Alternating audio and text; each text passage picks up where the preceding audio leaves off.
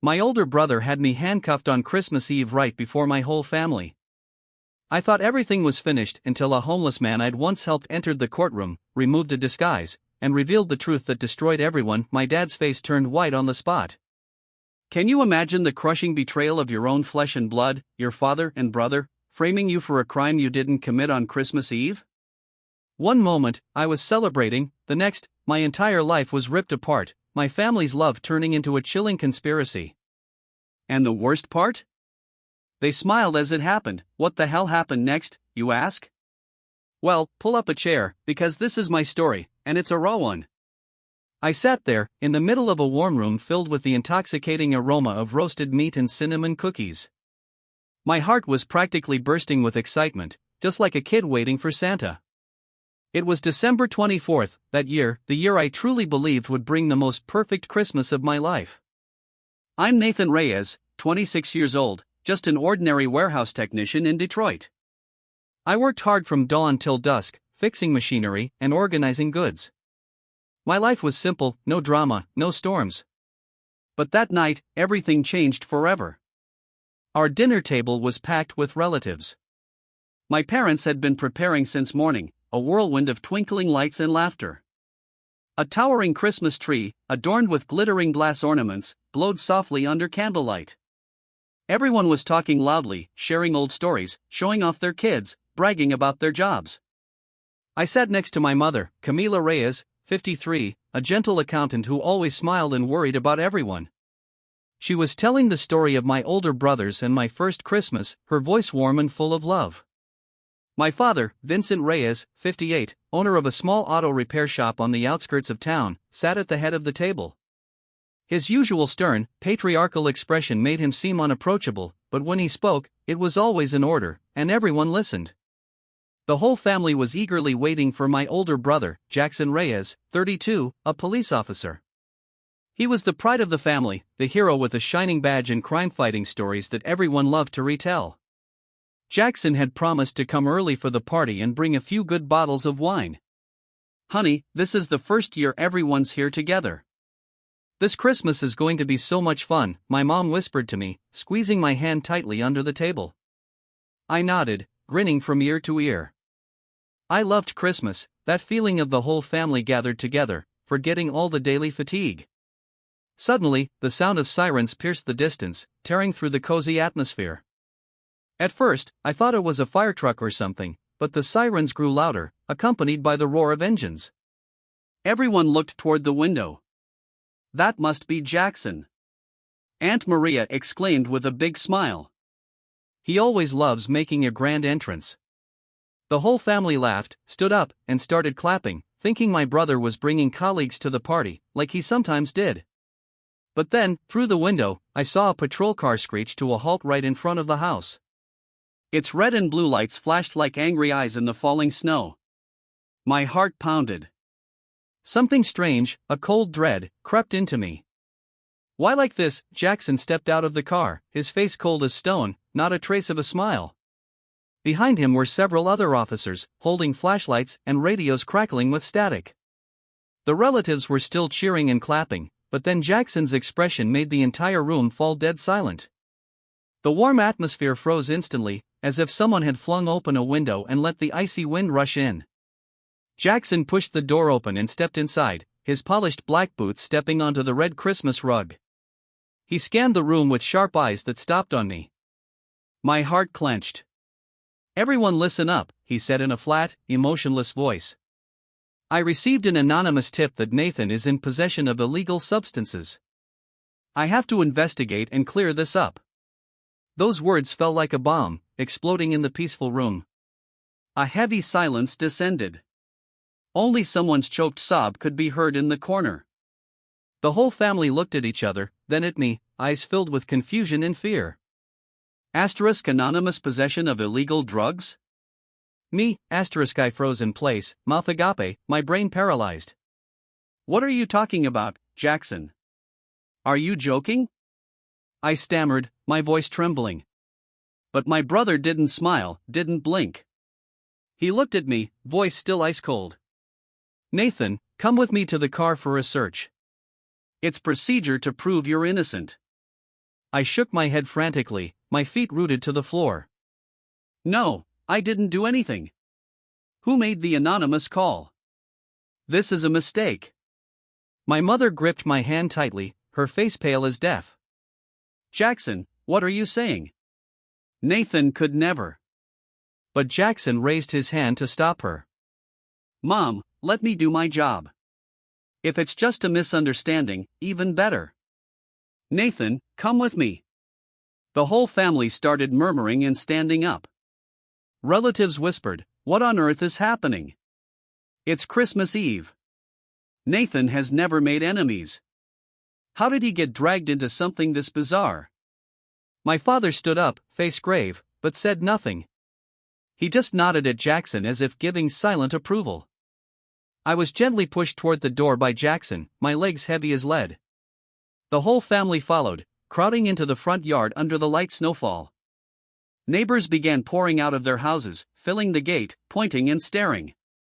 The flashing patrol lights illuminated the entire street, turning our yard into a stage for a tragic play. Jackson ordered his subordinates, check Nathan's car first, trunk and jacket pockets. The officers rushed forward like hunting dogs. They opened the trunk of my old car, parked on the curb, and then, God, they pulled out small, opaque white packets that glittered under the flashlight beams. Care to explain what this white powder is? One officer asked triumphantly. I shook my head, my voice breaking. It's not mine. I don't know anything about it. But they continued searching the pockets of the jacket I was wearing and pulled out several more packets. The flashlight beams illuminated each package, making them look like tiny monsters. While my entire family watched in stunned silence, the relatives started whispering loudly. How could Nathan do something like that? He always seemed so gentle. He's such a kind, caring boy who helps everyone. I heard every word. Each one cut into my heart like a knife. I had never been involved in anything bad. I was just a normal guy who liked reading books, fixing cars with Dad, hugging Mom every night. Why was this happening? Who made the anonymous call? Who set me up? My mother, Camila, covered her face and sobbed uncontrollably. Her shoulders shook as if her entire world was collapsing. Nathan, my son could never do something so terrible, she whispered, tears streaming down her cheeks. She rushed forward to hug me, but an officer gently pushed her back. I wanted to hug her, wanted to scream that this was a mistake, but my hands trembled and wouldn't move. My father, Vincent, stood motionless beside the car. His eyes were empty, staring into nothing. I looked at him desperately. Dad! Dad! I didn't do anything. Someone framed me.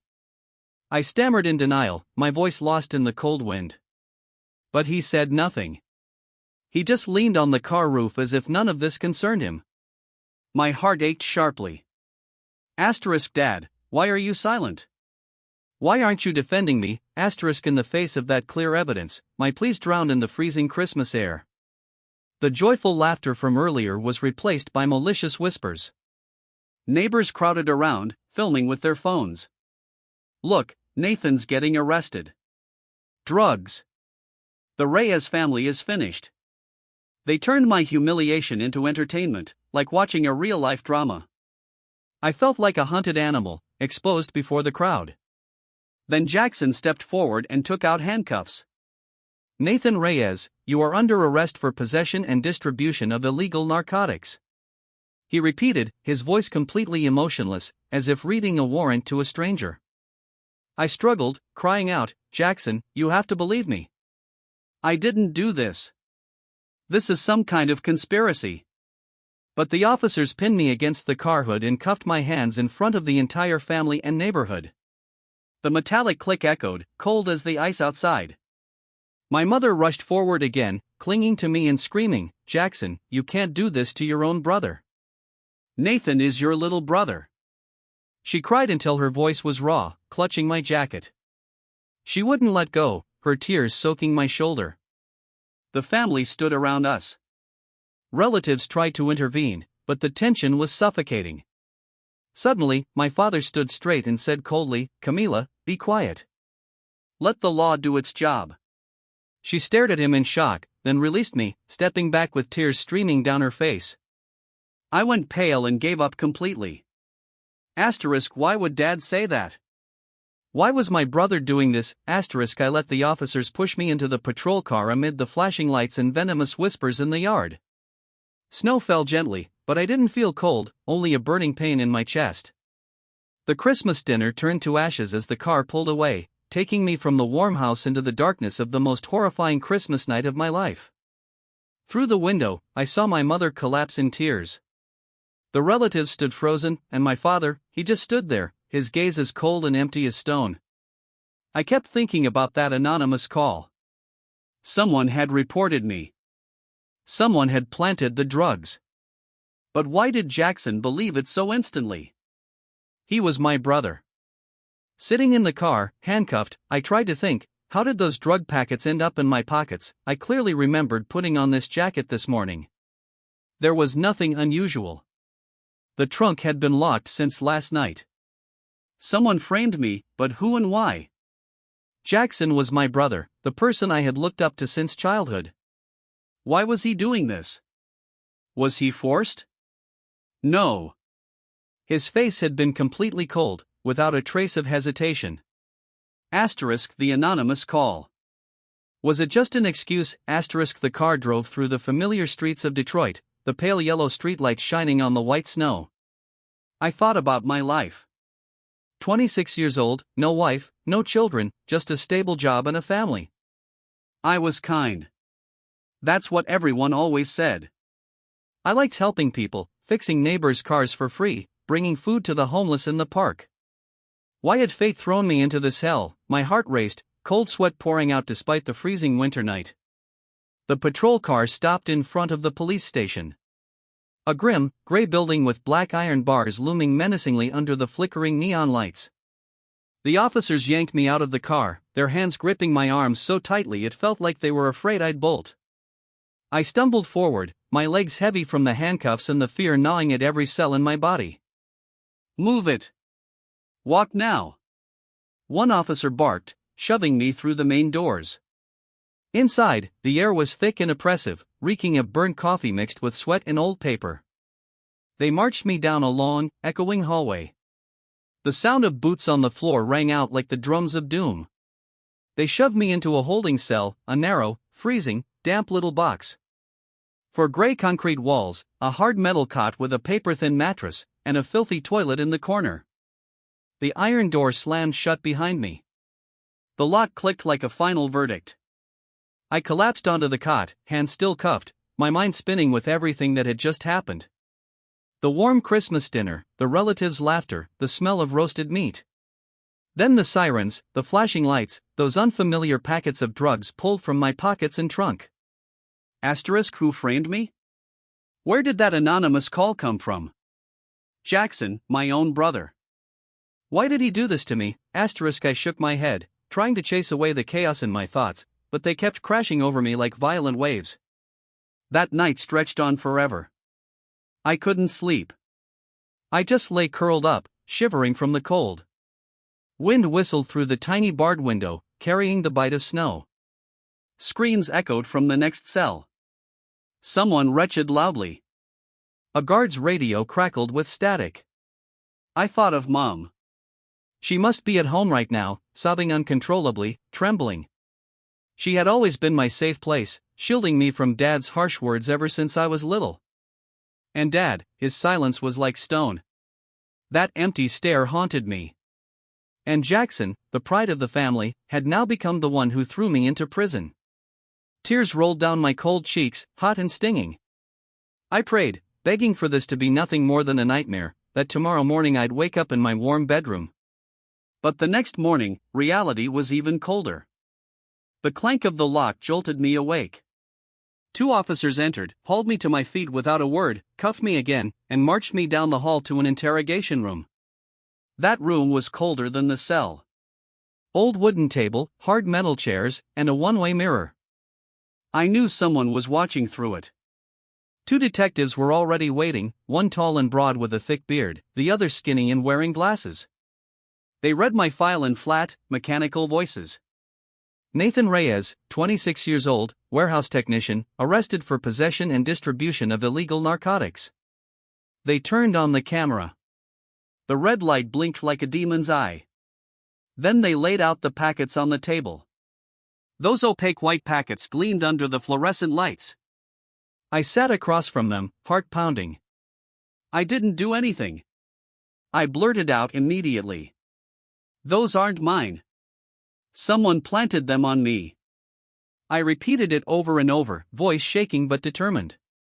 I told them everything, the Christmas party, the anonymous tip, the search of my car and jacket. But the two detectives just smirked. Everyone who comes in here says the same thing, the bearded one sneered. Then the questions came like bullets. Who are your partners? Where did you get the stuff? How many times have you sold? Confess. Cooperate, and we'll go easy on you. I shook my head wildly, sweat soaking my shirt. I don't know. I don't have any partners. This is the first time I've ever seen those things. The questions grew more aggressive, more suffocating. My head was spinning. The room seemed to whirl around me. I wanted to scream, to slam the table, but my hands were cuffed. I could only sit there and take it. Suddenly, the door opened and Jackson walked in. He stood behind the detectives with his arms crossed, face as cold as the night before. My heart clenched. Jackson, I didn't do this, I whispered, hoping he would save me. But he just looked at me and said flatly, Nathan, confess, cooperate, and you'll get a lighter sentence. If you don't, you'll go away for life. I stared at my brother in utter despair, tears spilling over. What are you saying? I was framed. You're my brother. You're supposed to believe me. I tried again, voice breaking, reminding him of our childhood, how he used to protect me from bullies at school. But Jackson didn't flinch. His eyes were like stone. The evidence is clear, Nathan. Don't make this worse. He turned and walked out, leaving me completely shattered. The interrogation ended. They dragged me back to the cell. I collapsed onto the cot, my mind blank. Why was my brother doing this? He had been my hero, the cop with the shiny badge. Now he was pushing me deeper into hell. I kept thinking about that anonymous call. Was it possible Jackson knew something? Or was he forced into this? No. His face had shown no hesitation. Fear started creeping in. I curled up in the corner, trembling. The next day, they told me I had visitors. My heart raced. Mom, it had to be Mommy, but when I walked into the visitation room and saw them through the thick glass, it was both my parents.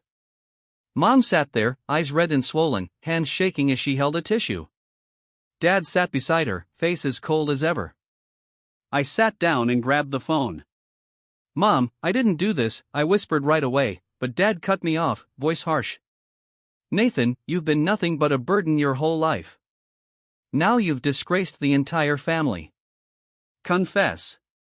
So we don't have to carry the shame anymore. I froze as if I'd been slapped. Dad, how can you say that? I didn't do anything. He shook his head and kept going. You've always been weak, always needing someone to protect you. You messed up. Own it. Don't drag the whole family down with you. His voice was ice cold. No concern, no encouragement. I looked at him, my heart breaking. Dad, I'm your son. Mom burst into tears. Nathan, I believe you. I'll find a way to help you. I'll hire a lawyer, she whispered, tears streaming down her face. But Dad immediately shut her down. Camila, the evidence is overwhelming. He has to face the consequences. He pulled her up, not letting her say another word, and let her out. I watched them go, tears pouring down my own face. The visitation room felt empty, leaving me alone with the pain. The news spread like wildfire. The papers ran the story immediately. Police officer's younger brother arrested for drugs during Christmas dinner. Photos of me in handcuffs, pale under the flashing lights, went viral on social media. Friends, neighbors, co-workers, everyone turned away. No calls, no messages. I could imagine my coworkers whispering behind my back, neighbors pointing at our house, old friends deleting my number. In that cramped cell, I sat curled up, completely broken. Even though I knew I was innocent, I couldn't see any way to prove it. The evidence from the arrest was airtight. My statements could be twisted. Who would believe me? Not even Jackson. My own brother believed me.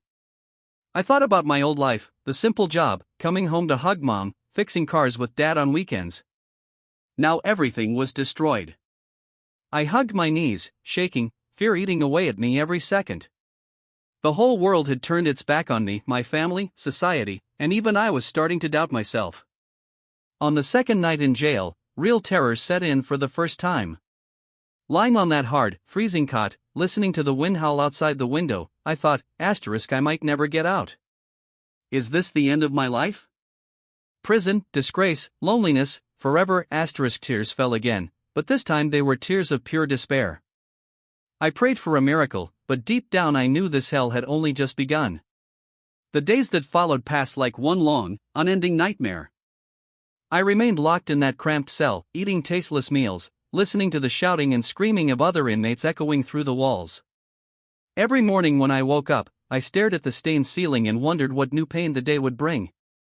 A public defender was assigned to me. A young guy who looked fresh out of law school. Thick glasses, voice trembling.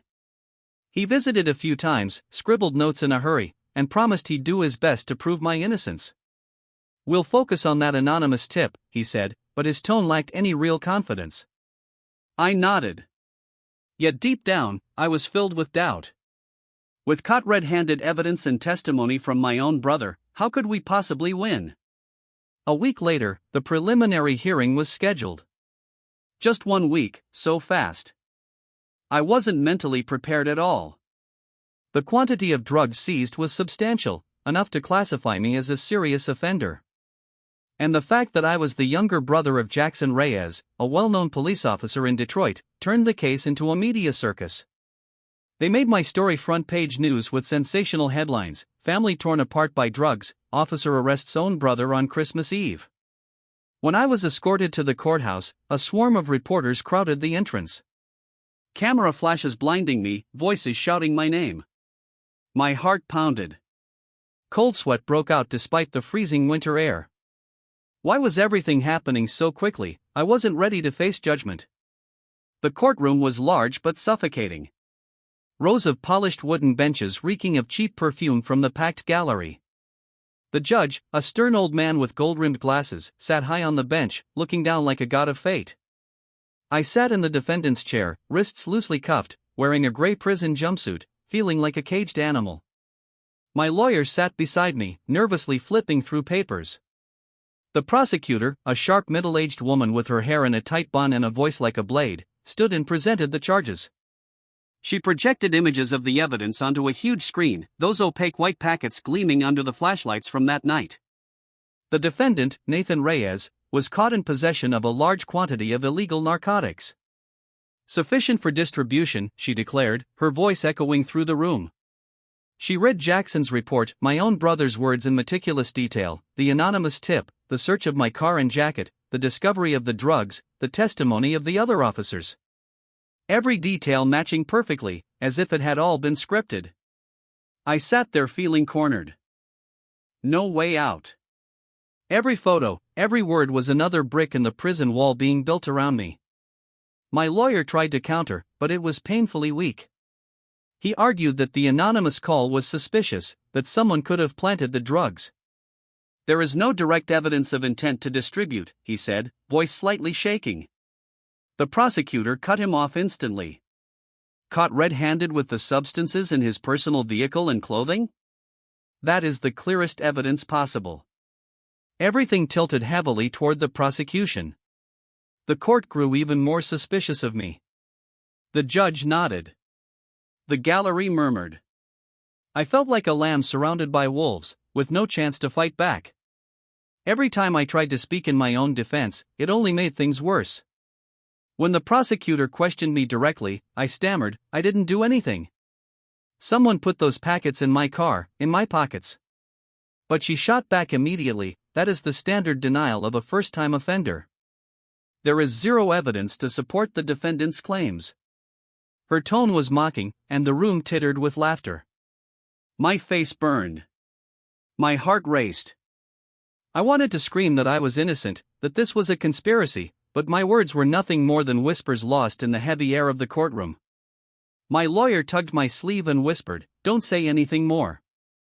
Let me handle it." But I knew he was drowning, too. The trial dragged on for a few days, yet every hour felt like a year. Endless questions, mounting evidence, and fear growing inside me like a tumor. Then came sentencing day, the moment I dreaded most. The courtroom was packed, not a single empty seat. Reporters crowded the back, cameras flashing nonstop, whispers buzzing like a disturbed hive. The air was thick with tension, the smell of sweat and perfume made it hard to breathe. I was led in and sat in the defendant's chair, hands trembling. I looked around and saw Jackson and my father, Vincent, in the front row, faces cold as ice. They wouldn't meet my eyes, just leaned in and whispered to each other. Secrets I couldn't hear. My heart ached. My father and brother, once my pillars, now sat there like strangers, as if waiting for the sentence to finally close this chapter. Didn't they feel any pain? Why weren't they fighting for me? Beside them, my mother, Camila, sat hunched over, face buried in her hands, sobbing. Her shoulders shook uncontrollably under the stares of everyone around her. She looked years older, more gray in her hair, eyes swollen from endless crying. Her pain cut through me like a knife, choking me. In that heavy moment, as the judge banged the gavel for order, I bowed my head, trying to breathe. Then, by chance, I glanced toward the very back row and froze. There, among the crowd of strangers, sat the familiar old homeless man I used to see in the park near my house. He sat quietly, silver beard unkempt, wearing the same tattered coat. My heart raced. Why was he here? The old man looked up, met my eyes, and smiled, a gentle, warm smile in the middle of that cold courtroom. He gave a small wave as if to say, "It'll be all right, kid." His eyes were full of kindness, just like all the times we'd met. Memories came flooding back in slow motion. That park was where I used to go after work to unwind from the stress. The old man would always be on the same bench, surrounded by his bags. The first time I gave him a few coins, he thanked me in a raspy voice, "You've got a good heart." Then I started bringing him an old jacket when it got cold. Sandwiches, hot coffee. Sometimes we'd talk about life, about struggles. He'd tell me about his years on the streets, but he was always optimistic. Life is like a river, son. It bends and twists, but it always reaches the sea in the end. His simple, sincere advice had helped me through tough days. "Don't let fear win," he once said, patting my shoulder. I never asked his name. I just called him the old man from the park. And now here he was, in the middle of my fateful trial, as if to offer one last bit of hope. But against the mountain of evidence and the weight of public opinion, even his presence couldn't ease my despair. He was just a homeless man. What could he possibly change? The courtroom still buzzed with malicious whispers. Reporters still scribbled furiously, and the judge still sat there with his gavel, ready to fall. Looking up at the judge, I felt with absolute clarity that my life was about to end today, and no one in this room could save me. The air before the bench felt as heavy as a boulder, crushing my chest. Every stare directed at me, every dry rustle of the prosecutor's papers, every tense breath from the crowd, everything made me feel small and powerless, on the verge of suffocating. In that moment, I understood something even more painful than the sentence about to be pronounced. I was utterly, completely alone, drowned by fabricated evidence, betrayed by the very people who shared my blood. The second that gavel came down, my entire life would be buried forever. The moment the judge cleared his throat, ready to pronounce the words that would seal my fate, the entire courtroom held its breath. The air grew so thick it felt compressed, pressing down on my chest until I could barely breathe. All whispering stopped. Only the rustle of papers and a faint cough from the back corner remained. Reporters sat frozen, pencils poised, camera flashes primed. I glanced toward the front row. Vincent and Jackson sat there, eyes cold, the corners of their mouths curling into faint, secretive smirks. No grief, no tears, no trembling. They looked as though they already knew the outcome, as if this sentencing were merely the final formality in a play they themselves had scripted. My own father and brother, blood relatives, sat watching like detached spectators at a movie, not like the family of the accused. Why were they smiling? Why weren't they fighting for me? That betrayal cut deeper than any knife. I bowed my head lower, my cuffed hands shaking uncontrollably, fingers clenched so tightly the knuckles went white. I waited. Waited for the words, guilty, imprisonment, words that would obliterate my life. No job, no freedom, no future, only darkness. Just as the judge raised his gavel to bring it down, a powerful, unexpected shout exploded from the back of the room, startling everyone. Stop! I have proof that he is innocent. The raspy, determined voice sliced through the silence like a bomb. The entire room whipped around. Murmurs rose like a tidal wave. I jerked my head up, stunned, heart pounding wildly. It was the homeless old man from the park. He had leapt to his feet, one arm raised high, silver beard trembling, tattered coat flapping. His face was flushed with emotion, but his eyes burned with resolve. Why was he doing this? I couldn't understand why the old man would risk himself like this. Yes, I had helped him, given him spare change, an old jacket, sat and talked on tired evenings after work. But this was a courtroom, not the park. He was a stranger, a wandering old man. How dare he stand up for me here? My heart raced. A tiny spark of hope flickered amid the despair, but then doubt rushed in. What could he possibly have? Evidence, or just empty words? Vincent and Jackson spun around. Faces turning crimson with rage, eyes murderous. Jackson shot to his feet first, flashing his gleaming police badge under the lights, voice booming. This is disruption of court proceedings. Officers, restrain that man and remove him immediately. Several uniformed officers rose, hands on their holsters, moving toward the old man. The room erupted into chaos. Reporters snapping photos frantically, whispers turning into a roar. My mother lifted her tear-streaked face, staring at the old man in bewildered shock. I sat frozen, unable to believe my eyes. Jackson, my own brother, was trying to silence the one person who might save me. Why was he panicking? His face had gone pale, his hands trembling despite his attempt to maintain authority. But the old man did not flinch. He stood tall, voice calm and steady. Hold it! You cannot arrest me before I reveal the truth. Then, to everyone's astonishment, he slowly peeled off the fake silver beard, shrugged off the ragged coat, and tossed it onto the bench. And wiped his face with a handkerchief, removing layers of dirt and a masterful disguise that had hidden him for years. The courtroom fell into a stunned, breathless silence. The face revealed was not an old man's at all. A middle-aged man with short, cropped hair, sharp, intelligent eyes, and features I never thought I'd see again. When Vincent and Jackson saw that face, the blood drained from theirs. My father lurched to his feet, hands gripping the bench in front of him, mouth working soundlessly. Jackson staggered backward, face ashen, his police badge slipping from his fingers and clattering onto the floor. Tears burst from my eyes, instantly uncontrollable, as recognition hit me like a thunderbolt. It was Uncle Jameson Reyes. Vincent's younger brother, the uncle who had vanished 3 years ago, presumed dead. We had even held a symbolic funeral when his body was never found. The uncle I had adored as a child, the one who told adventure stories, taught me to fish by the river, shielded me from Dad's harsh words. And he was the old man from the park I had been giving money to. Old coats, late-night conversations, memories flooded back like a tidal wave. All those evenings in the park when he listened to me complain about work, about family, offering gentle wisdom. Nathan, you have a good heart. Never let anyone take that from you. I had never recognized him. The disguise had been flawless. But those kind eyes, now I understood. He had been watching over me all this time, protecting me from afar. I sobbed aloud, voice breaking so the whole room heard, Uncle Jameson, is it really you? Jameson looked at me, smiled warmly, then turned to the court, his voice ringing clear and strong.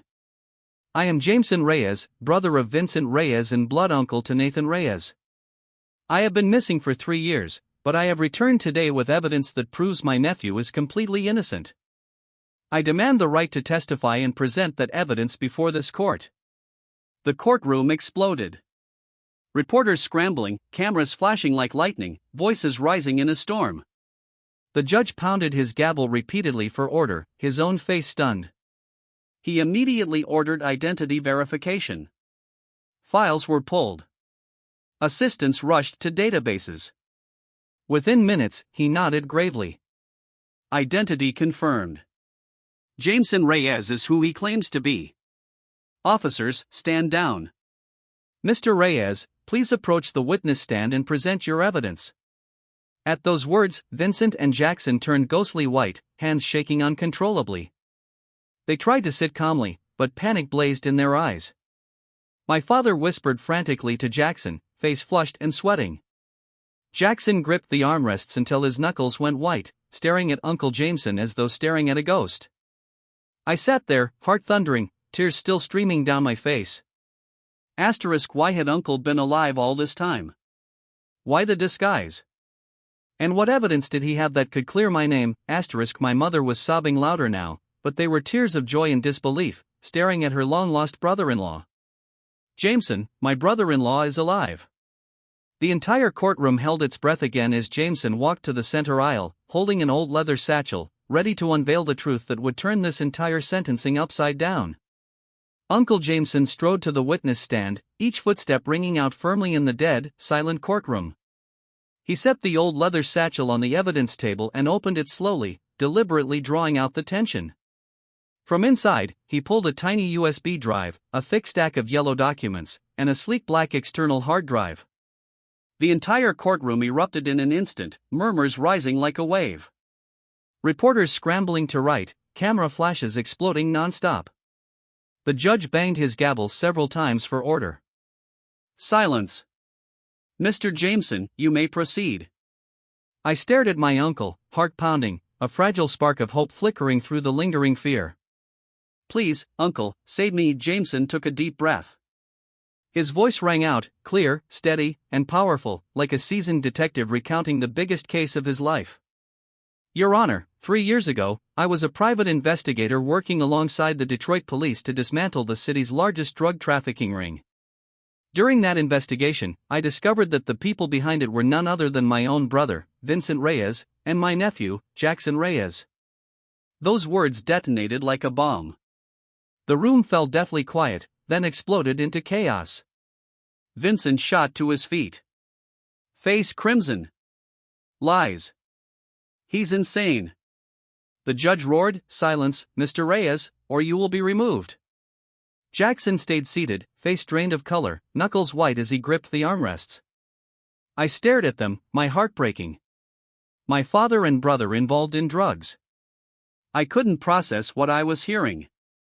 Uncle Jameson continued, calm but unrelenting. When I was about to report my findings to the authorities, Vincent discovered what I knew. He threatened to kill me to keep me quiet. I had no choice. I faked my disappearance to save my life. I disguised myself as a homeless man, lived on the streets of Detroit, and kept gathering evidence from the shadows.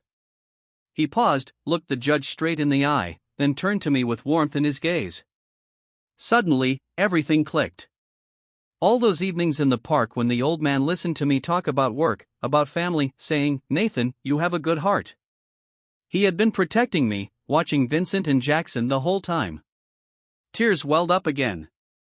Shock, gratitude, pain. 3 years on the streets alone just for this moment. To prove it, he plugged the USB into the projector. The huge screen lit up with grainy but unmistakable footage. The night before Christmas Eve, Jackson, my own brother, sneaking up to my car in the driveway. He opened the trunk, placed the white packets inside, then rummaged through my jacket hanging in the garage, and stuffed more packets into the pockets. This is video I recorded in secret, Uncle Jameson explained. Jackson planted the drugs in Nathan's car and jacket the night before the arrest. Jackson dropped his head into his hands, shoulders shaking. Vincent shook his head frantically, stammering, That's not me in the video. But the evidence was undeniable. I watched the screen, my chest tightening until I could barely breathe. Asterisk my brother. He framed me. Why, asterisk it didn't stop there. Uncle Jameson played an audio file from the hard drive. Vincent's cold, unmistakable voice filled the courtroom. Sacrificing Nathan is fine. As long as we're safe, he's weak. He won't fight back. Then Jackson's voice, exactly. One anonymous tip is all it takes. The room froze in horror. The prosecutor, the sharp woman who had torn into me, sat pale and speechless. The judge's eyebrows shot up, his hand tightening around the gavel. Every eye turned to Vincent and Jackson. They were unraveling. Vincent jumped up again, frantic. That's fabricated. Someone doctored the recording. The judge thundered, "Be quiet. You are adding contempt of court. Sit down." Vincent collapsed back into his seat, sweating profusely, face cycling from red to ghost white. Jackson just stared at the floor. When the planting footage was replayed in slow motion, he buried his face completely. He knew there was no escape. Uncle Jameson pressed on, voice growing stronger. He presented secret reports from the document stack. Vincent and Jackson are currently under federal investigation for their drug network. To divert attention, they decided to sacrifice Nathan, an easy scapegoat, someone gentle who wouldn't resist. He submitted bank records of money laundering through Vincent's auto shop. Massive transfers, fake invoices, hidden accounts. Nathan was framed from the beginning, he concluded, voice trembling with emotion.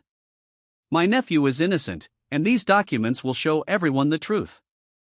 I broke down completely, sobbing harder than ever, shattered by the realization that the people I loved most had thrown me to the wolves to save themselves. Every happy family memory burned away in that moment. I remembered dinners together, Dad talking about the shop, Jackson bragging about his arrests. All of it a lie.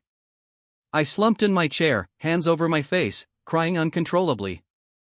How could they do this to me? In the gallery, my mother, Camila, let out a wail, hands shaking over her mouth as the truth crashed down. She stared at Vincent and Jackson in pure horror. Unable to believe the husband and son she had devoted her life to had sacrificed her gentlest child to protect themselves. She had cooked for them, stayed up nights when Jackson was sick, mended Vincent's clothes. Now she sat shattered, tears streaming. I wanted to run to her, to say, "Mom, it's okay now. I'll be all right." But the guards held me back. Her pain doubled mine. My heart felt like it was being crushed. Then the prosecutor stood, voice trembling. Your Honor, in light of this new evidence, I move to stay the sentencing of Nathan Reyes and request the immediate arrest of Vincent Reyes and Jackson Reyes for investigation. The judge nodded gravely. Motion granted. Officers, take them into custody now. The courtroom erupted. Reporters surging forward, cameras flashing, voices rising. Officers rushed the front row, cuffing Vincent and Jackson right there in front of everyone. Vincent struggled wildly. This is a conspiracy. I'm innocent. But they forced him down and dragged him away. Jackson didn't resist. He just muttered under his breath toward Uncle Jameson, How are you still alive?" They were hauled out amid shouts and blinding flashes. I collapsed against my chair, unable to process what was happening. After endless despair, the freezing jail nights, my father's blame, my brother's cold eyes, the vicious public gossip, the truth had finally turned in my favor. I cried, but now the tears were mixed with relief and unbearable pain. Uncle Jameson walked over, reached through the bailiff, and placed a hand on my shoulder. "Nathan, you're free." Mom rushed forward the moment the cuffs came off, throwing her arms around me. "My baby, I'm so sorry I didn't believe you," she whispered through sobs. I held her tight, crying into her shoulder. Reporters swarmed, questions flying, but everything felt like a dream. The betrayal from my own blood cut so deep, I didn't know how I would ever go on. But at least the nightmare, the prison nightmare, was over. Or had a new one just begun? The next morning, everything unfolded like a dream. I was still lying in my cell, head foggy from the chaos of yesterday's trial, when the lock clanked and an officer stepped in. His voice was flat. "Nathan Reyes, you're being released." I lifted my head, certain I'd misheard. "I've been cleared," he explained briefly. After the federal investigators verified every byte on Uncle Jameson's USB and hard drive, no edits, no fakes, the prosecutor had filed an immediate motion to dismiss all charges against me. There was no doubt left. I was innocent. They released me on the spot while the final paperwork was processed. My heart pounded so hard I barely dared to believe it. Just yesterday, I thought my life was over. Now freedom was waiting outside the door. I stood up on shaky legs and followed the officer out. The police station still smelled of burnt coffee and old paper, but this time I wasn't a prisoner. The front doors swung open. Harsh Detroit winter sunlight poured in, blinding after days of darkness. I stepped outside, gaunt, unshaven, clothes wrinkled and stale, dark circles under my eyes, skin pale from despair and sleepless nights. Waiting on the steps was Uncle Jameson, no longer wearing the fake beard or tattered coat. He just looked exhausted and worried. The face of a man who had been running for years, short silver hair, deep lines around his eyes, shoulders slightly stooped. He stood with his hands in his pockets, eyes staring at me. I froze for a second, unable to believe this was real. Uncle Jameson, the uncle I thought was dead. The old man from the park who had been beside me all along. Then, like a dam breaking, I ran to him and threw my arms around him, sobbing uncontrollably. "Uncle James, thank you for clearing my name," I whispered, voice breaking, tears soaking his shoulder. Finally, someone had believed me, saved me, pulled me out of hell. He hugged me tight and rubbed my back. "Nathan, I'm so sorry I let you suffer this long. It's over now, kid." We stood there on the police station steps, holding each other, and crying like two lost children who had finally found their way home. Reporters lingered nearby, but in that moment, the world contained only the two of us. We went back to the familiar house on the outskirts of Detroit, the same house where the Christmas dinner had shattered. Mom had come home earlier and prepared a small meal, but her eyes were still red when she saw us. She threw her arms around Uncle Jameson and whispered, "Brother, how are you alive? Why didn't you come back sooner?" He gave her a sad smile and patted her shoulder. "Sister, I had to wait for the right moment. Now, I'll tell you everything." We sat in the living room where the Christmas tree still stood with a few glass ornaments dangling, a painful reminder of that terrible night. Uncle Jameson poured water for everyone, took a deep breath, and began to speak in a low, steady voice. As if opening a secret book that had gathered dust for 3 years. 3 years ago, he said, while working as a private investigator assisting the Detroit police on a major drug case, I started tracing suspicious transactions. I followed shipments, bugged phones, and slowly discovered that the people running one branch of the ring were none other than Vincent, his own brother, my father, and Jackson, his nephew. "My brother, I couldn't believe my eyes," he said, voice trembling. "Vincent was laundering money through the auto shop. Jackson was using his badge to bury evidence and protect the operation." My chest tightened as I listened. How was this possible? Dad? The stern, patriarchal man I always thought was honest. Jackson, the family hero at when Uncle Jameson was about to turn everything over to the feds, Vincent found out that night. Uncle overheard a conversation through a device he had planted. Vincent and Jackson calmly discussing how to get rid of him, hire a hitman, stage an accident, anything to make him disappear. "They talked about it like the weather," Uncle said bitterly. "Vincent said Jameson knows too much. We have to take him out before he talks." My fists clenched so hard my nails dug into my palms. I couldn't believe my own father and brother had been willing to kill their own blood just to protect their profits. Part of me collapsed inside. "Dad, Jackson, were you monsters all along?" I remembered Dad scolding me for being weak. Jackson mocking me for not being tough enough. Now I understood. They chose me as the sacrifice for exactly those reasons. Tears rolled down my face again. Mom pulled me close, crying, too.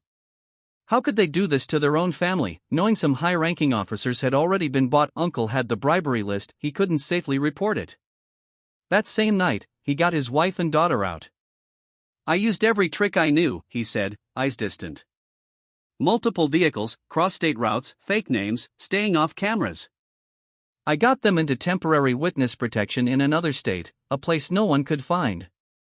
He came back to Detroit alone to keep gathering evidence, waiting for the safest moment to strike. I couldn't let that network keep destroying lives, he said. But Vincent had put a price on his head. One night he was ambushed on the outskirts of town, shot in the shoulder, bleeding heavily. I hid in the woods, patched myself up, then went completely dark so I wouldn't endanger my wife and daughter, he said, voice breaking. Unable to return to a normal life, he chose the perfect invisibility, a homeless man. No one notices the homeless. I lived near Vincent and Jackson's routes, he said. Slept on park benches, ate scraps, but I never stopped watching. I planted bugs, filmed, secretly documented every deal. I remembered all those evenings with the old man in the park. How he listened to me talk about my day, about family. I wanted to be close to you, Nathan, he whispered. I knew you were gentle, and I was terrified they'd target you. My heart warmed even as it ached. He had sacrificed everything, his family, his health, his identity, just to bring justice. While gathering evidence, he discovered Jackson was under fresh federal scrutiny. The ring was about to be exposed. They needed a fall guy to misdirect the investigation. From the recordings, Uncle heard Vincent give the order. If we have to sacrifice someone, it's Nathan. He's weak, he's kind, and he won't fight back. Hearing those words, ice ran down my spine. I had never felt so small, so disposable in the eyes of the people who raised me. Why? Why me, Uncle? I whispered, voice cracking. He took my hand. Because you trusted them completely, Nathan, and they knew it. Uncle Jameson knew I was the next target. He tried to warn me indirectly in the park, but couldn't speak openly in case Vincent was watching or had eyes on me. I could only drop hints, he said. Things like family isn't always what you think, or be careful even with those closest to you. I remembered those exact words. I had thought they were just the ramblings of a lonely old man.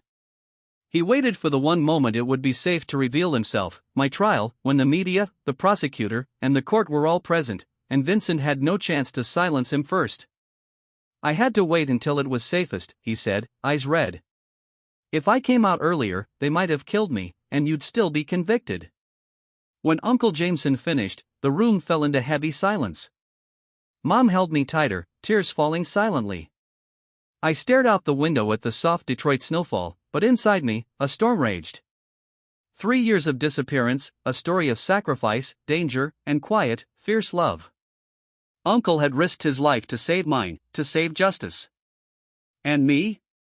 I had lost my family, or rather, realized the family I thought I had never truly existed. Dad and Jackson were in jail awaiting their own trials. Mom was shattered. I squeezed his hand and whispered, "Thank you, Uncle. I'm not alone anymore." He smiled, patted my shoulder. "Never again, Nathan." But the silence was heavy, because we both knew these wounds would take a very long time to heal. My life had turned a new page. Yet the shadow of the past still loomed large. A little while later, while the air in the room was still heavy, Uncle Jameson slowly stood up and reached for the same old leather satchel he had carried since yesterday. I watched him, a mix of curiosity and exhaustion in my eyes. "Uncle, is there something else you haven't told us?" I asked softly, my voice still trembling from the earlier revelations. He nodded. His eyes weren't filled with pain this time. They were shining with something else. Hope. He opened the satchel and carefully pulled out a thick packet of documents, sealed with red wax and tightly bound with cord.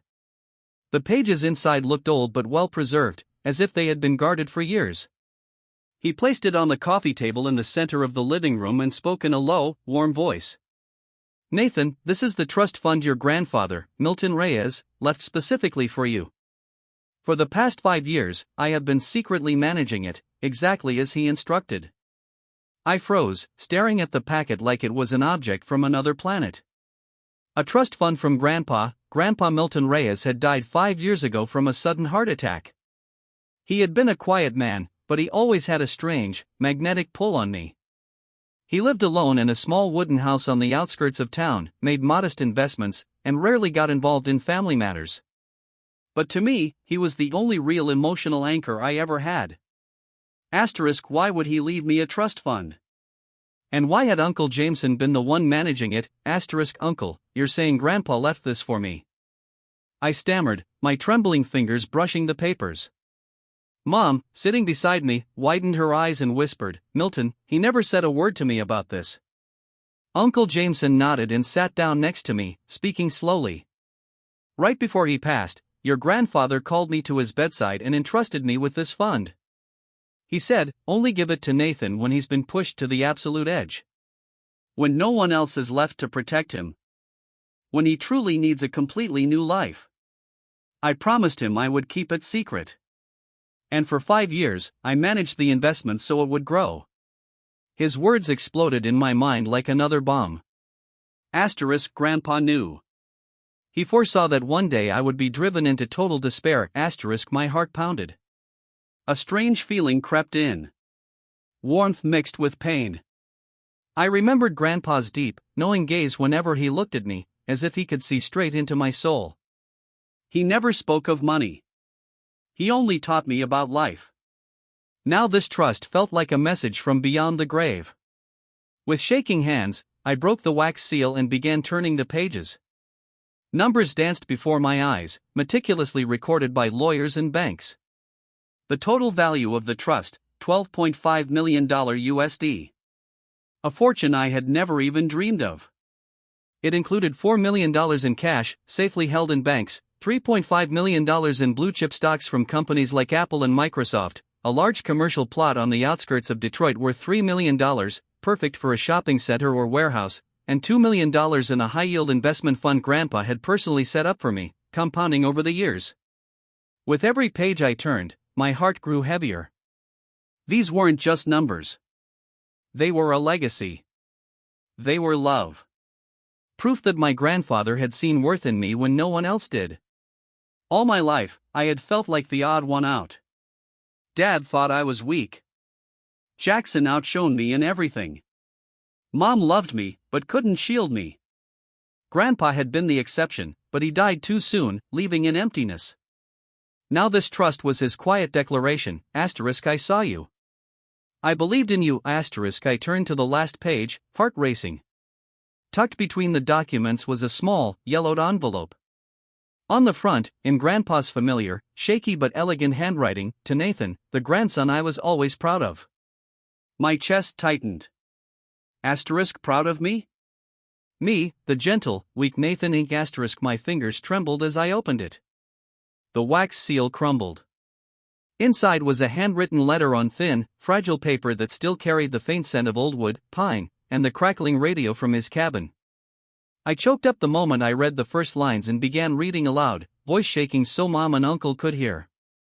Nathan, if you are reading this letter, it means you are going through something no one else can help you with. Never forget, you are the only one in this family with the kindest heart. Don't let anyone crush that. I watched you grow up. I saw what you endured without ever complaining. You are not like your father or your brother. You have goodness. You have sensitivity. They lack. That is not weakness, Nathan. That is strength. I believe in you, Nathan. And one day you will be the one to save this family in a way no one expects. Use this gift wisely. Build the life you deserve. Know that I am proud of you always. Grandpa Milton. By the time I reached the end, I couldn't hold it together. My eyes burned. My chest felt crushed. He believed I would save the family, the same family that betrayed me. Tears fell freely, splashing onto the page and blurring the ink. I let the letter drop into my lap, hands shaking. All this time, I had thought I was alone. Dad turned his back. Jackson framed me. The world condemned me. But right now, I realized someone had believed in me long before everything collapsed. Grandpa had seen it coming. He had prepared an escape for me. In that instant, memories of him flooded back like a rushing river, pulling me into the past. I remembered weekend visits when Mom would drop me at his little wooden house on the edge of the forest outside Detroit. Filled with the smell of fresh pine and the crackling of his old jazz radio. It was the only place I could truly breathe. The only place I could be myself. No yelling from Dad. No mocking laughter from Jackson. Grandpa would sit in his rocking chair, pipe in hand, smiling as I ran to him. "Nathan, you're here. Tell me how your day was." I'd throw myself into his arms and pour out everything, being bullied at school, Dad telling me I wasn't man enough. He listened without judgment, just nodding and stroking my hair. Even though we didn't live together, Grandpa Milton noticed things about me no one else did. One look and he knew what sadness I was hiding behind a thin smile when Dad had scolded me. When Jackson had teased me to tears, all he had to do was open his arms and I became a little boy again. Safe, loved. He taught me what my father never did, how to stand tall when others look down on you. How to keep kindness even when misunderstood. And most importantly, that sensitivity is not weakness.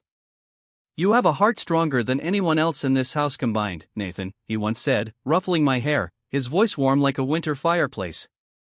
While the rest of the family saw me as weak, Dad shouting, "Toughen up." Jackson laughing, "You're too soft. You'll never amount to anything." Only Grandpa Milton saw what lay beneath the silence. Resilience, decency, honesty. The very qualities he believed would one day become the brightest light. He used to tell me about his own life, how he started poor, was cheated many times, but built his modest investment fund through honesty. "You'll do even greater things than I ever did, Nathan," he'd say, eyes sparkling. Now, this trust proved his words. He had prepared a future for me, knowing the family might one day fall apart. I sat there with the letter in my hands, tears falling unchecked. Those memories were sweet knives, cutting through the pain to reveal hope. Grandpa, he had seen me. He had loved me in a way no one else ever had. While my father and brother pushed me toward prison, Grandpa reached out from the grave with a way out. I turned to Uncle Jameson, eyes wet but brighter than they had been in weeks, and pulled him into a long, fierce hug. Heavy, aching, but warm. A hug that said, all the humiliation, fear, and loneliness of the past days had finally been shared. He wrapped his arms around me, patting my back, voice thick with emotion. "You're not alone anymore, Nathan. You and I are going to take everything back. Our lives, justice, and trust." Mom sat beside us, crying, too, her hand resting on our shoulders. The living room felt warmer, even as snow kept falling outside the window. This trust fund wasn't just money. It was Grandpa's reminder from beyond the grave. Asterisk, you are worthy. You are strong. And you can start again. Asterisk, immediately after the arrest warrants were issued, Vincent and Jackson were taken into custody for investigation. The news exploded like a bomb. Police officer aided drug ring. Father and son garage bosses arrested inside courtroom. I sat at home in the now cold, familiar living room watching TV with Mom and Uncle Jameson. Every channel repeated the same footage on a loop, my father and brother in handcuffs, being let out of the courthouse. An endless nightmare. Federal task forces, working with Detroit police, raided multiple locations at once, like a storm sweeping everything away. Uncle Jameson, still in contact with the prosecutors to hand over additional evidence, told me what was happening. They stormed Dad's auto shop, the same place where I used to help him fix engines on weekend afternoons. A secret warehouse was sealed off. Cardboard boxes filled with opaque white packets, drugs, were dragged out under the blinding flashes of press cameras. Dozens in the network were arrested. Unfamiliar drivers I had once seen at the garage. Fellow officers Jackson used to brag about as close buddies. Vincent's hidden accounts were frozen. Millions in laundered money that Uncle Jameson had tracked for 3 years. I sat at home watching it all on television, my heart shrinking with every report. In the days that followed, the media swarmed the city like a disturbed hive. The case dominated front pages from the Detroit Free Press to CNN. Labeled the darkest family scandal in Detroit in a decade. I didn't dare go outside. Afraid of neighbors' stares. Afraid of reporters' relentless questions. Mom cried nonstop, flipping through channels, watching the same images of Vincent and Jackson being led away, heads bowed. How? How could they do this to you? She whispered, hands trembling around the remote. Uncle Jameson stayed with us. He shared more details from the investigation. Based on his testimony and documents, federal agents reconstructed the entire money laundering operation through the garage, drug trafficking from Mexico across the border, and the times Jackson manipulated evidence to frame others. Not just me, but several innocent people before me. They had done it many times, Uncle said bitterly. But with you, Nathan, it was the worst. My blood ran cold. Jackson, the hero with the badge, was actually twisting the law. I remembered him telling stories of arrests while the family applauded. Now every word felt like poison. Months passed slowly, like a sluggish river carrying pain away while slowly easing the nightmares. The trial of Vincent and Jackson opened on a chilly spring day. The courtroom was packed. Reporters, lawyers, and curious onlookers from all over. Headlines screamed, "The Reyes family trial. Police officer and father charged with drug trafficking." Uncle Jameson, Mom, and I sat quietly in the back row, the three people most scarred by their crimes. I wore a simple shirt, clutching Mom's trembling hand. Uncle Jameson sat on my other side, face grim, ready to face this final chapter. The large courtroom felt suffocating, smelling of old paper and cheap perfume.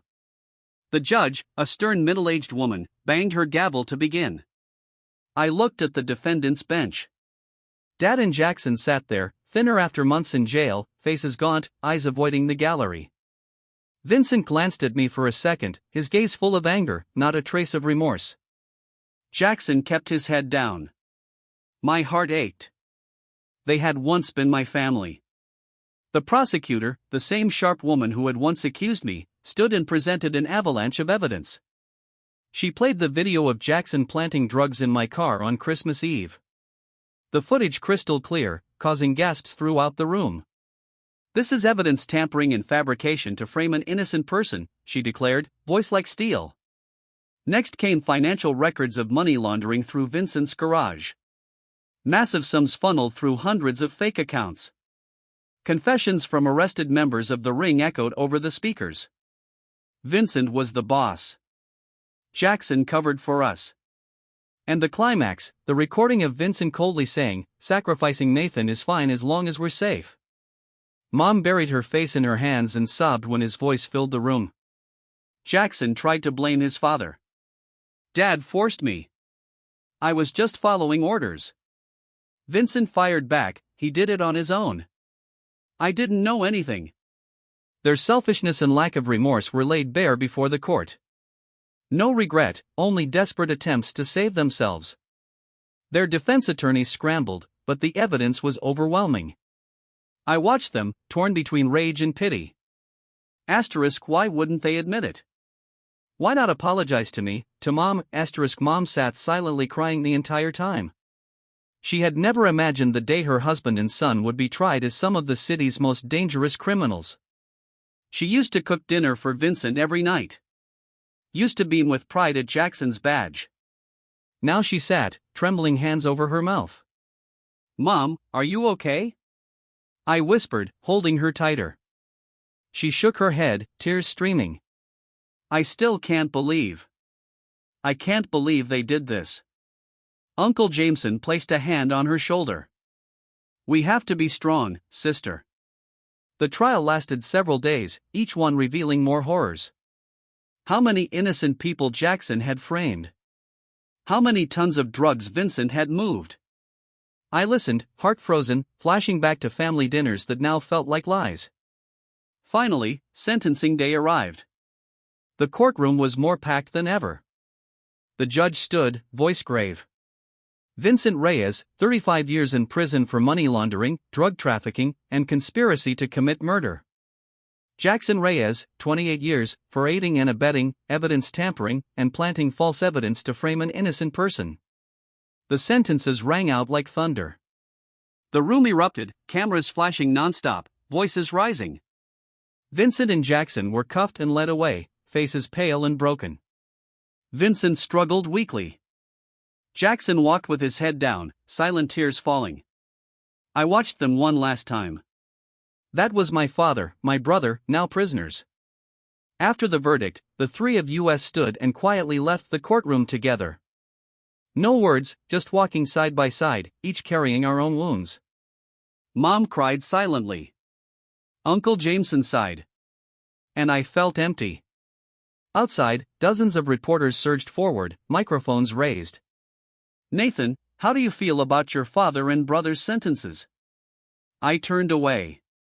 Uncle Jameson shielded us. No comment. Please give us space. The case became one of the biggest shocks in Detroit history. Not just for the scale of the drug ring, tons of narcotics, millions laundered, but for the family tragedy laid bare before the entire city. I went home, shut the door, and collapsed. I took a deep breath of cold winter air, feeling as though I had finally stepped out of the last shadow of my old life. Behind me, the family trial, testimony, sentences, betrayal. Ahead, a new life I never imagined. Freedom, the trust fund, and hope. The pain was still there, and I knew it would take a long time to heal. But for the first time, the future felt possible. Several months after the trial, my life slowly turned a new page. Like a storm had passed, leaving behind a clear blue sky. Rhea's Investigations was now firmly established, with a long waiting list of clients and a reputation that spread far and wide. I began speaking at community events, sharing my story to raise awareness about wrongful convictions and the dangers of drugs. At one anti-drug community seminar in downtown Detroit, I met Kay Grant, a young, warm-hearted social worker whose smile lit up the room and whose green eyes sparkled with genuine light. She stood on stage talking about helping addiction victims. Her voice gentle yet powerful. We don't just save their bodies, we save their souls. I sat in the audience, heart stirring. She was speaking about healing, about hope after loss, just like my own journey. After the talk, I approached her, a little nervous. Miss Grant, your story, it's a lot like mine. I was falsely accused of drug charges once, and now I help others in the same situation. She smiled, eyes lighting up. Nathan Reyes, I've read so much about you. You're incredibly brave. We talked for hours about our losses. She lost her father to addiction, I lost my family to betrayal. About our drive to heal, hers through social work, mine through investigations. We quickly discovered how much we had in common, like two missing puzzle pieces finally clicking into place. Our first dates, coffee walks in the park, were filled with butterflies. My heart raced when she laughed, when she held my hand and said, "Nathan, you're stronger than you know." Kay became the soft light that slipped into the darkest corners of my soul, helping me step out of the past and dare to believe in the future again. The following year, Kay and I were married in a small but love-filled ceremony, just close friends and real family, Uncle Jameson, Aunt Elena, Lily, and Mom. We held it in the backyard of our new home, under a warm summer sun, surrounded by roses Mom had planted. Kay walked toward me in a simple white dress, eyes shining with happy tears. Nathan, I love you for who you are. Strong, from the heart. I slipped the ring on her finger, voice trembling. Kay, you are my hope. Together we will heal. The ceremony was simple but overflowing with laughter. No extravagance, just pure warmth, the way a real family should be. When our first daughter was born, we named her Mila, in memory of Grandpa Milton. Our once quiet refuge after the storm now echoed with a child's laughter. Sweet baby coos and tiny feet pattering across the floor. Mila has her mother's green eyes and her father's gentle smile. Every night I hold her close and whisper, "I'll protect you forever, my love." Mom Camila became the happiest grandmother, caring for Mila every day, singing her the same lullabies she once sang to me. Voice warm and tender. Grandma loves you, Mila. You are the new light of this house. Her wounds slowly faded beneath her granddaughter's giggles. Watching her cradle Mila, I thought, this is redemption. A new family making up for the old losses, the company Uncle Jameson and I built grew strong, like an ancient tree sprouting new branches after a storm. We partnered with the Detroit police, rehab centers, and charities to support victims of false accusations and abuse of power. Our reputation spread across Michigan, from Detroit to Lansing. People came to us, carrying hope. We cracked major cases, freeing a teenager wrongfully jailed for drugs, helping women framed by ex-husbands in bitter divorces. Uncle led the dangerous fieldwork. I handled the emotional support. Newspapers praised us, Raya's investigations, from victim to hero. I smiled when I read it, then turned to Uncle. None of this would have happened without you. He clapped my shoulder. Nathan, you are the soul of this company. From everything we had endured, Uncle Jameson and I founded the Break the Chains Foundation, an organization dedicated to helping people framed in drug cases, getting them into rehab, helping them rebuild, and giving them a second chance at life. We funded it with part of the trust, partnered with treatment centers, provided free lawyers, and offered job training. The foundation quickly took off, saving dozens, teens lost to addiction, mothers falsely accused. One case moved me deeply. A young man, just like I once was, framed by so-called friends. We got him clean and found him a job. He hugged me, crying, "Nathan, you saved my life." I cried too, thinking of the old me. The foundation became my legacy. Not just saving others, but saving my own soul. Turning pain into purpose. That Christmas, thick snow fell over Detroit, but warm golden lights covered every corner of our new home, turning it into a glowing sanctuary. The whole family gathered, Uncle Jameson with Aunt Elena and Lily, laughing brightly. Mom, now a joyful grandmother. Kay, my wife, and little Mila, just learning to say daddy in the sweetest, lisping voice. We gathered around the table, the scent of roasted meat and cinnamon cookies filling the air. The Christmas tree sparkling with glass ornaments. No trace of that horrific night years ago. Laughter rang through the house. Lily playing with Mila. Aunt Elena telling cooking stories. Uncle Jameson roaring with laughter when Kay teased him about his old homeless disguise. I stood quietly for a moment, taking in every beloved face. The people who truly loved me, without betrayal, without selfishness. Suddenly, I remembered that Christmas Eve long ago. Handcuffs, sirens, flashing lights, my mother's sobs as I was dragged away like a criminal. Tears welled up, but not from pain, from gratitude. Now it was Christmas again, but I was surrounded by light, held in the arms of those who deserved to be called family, not by blood, but by love. I raised my glass, looking at the flickering candles on the table, and spoke, voice low but full of emotion. We cannot choose the family we are born into, but we can choose the family we keep. Never let the cruelty of others define your worth. And if life throws you into darkness, become your own light first. For a few seconds, everyone was silent. My words hanging in the warm air. Then soft applause broke out. Uncle Jameson looked at me with proud, misty eyes. Nathan, you've grown up. Mom wiped away tears and smiled. My son, your grandfather would be so happy. Kay squeezed my hand under the table and whispered, "You are the light of my life." That Christmas night, I finally understood. The wounds that once tried to destroy me were the very things that made me stronger and led me to the real family I was always meant to have. Snow fell softly outside the window, but inside, warmth spread everywhere, and I knew my life had truly begun. This journey, this complete upheaval, taught me so much about betrayal, forgiveness, and what it truly means to have a family. It made me question everything. What would you have done in my place?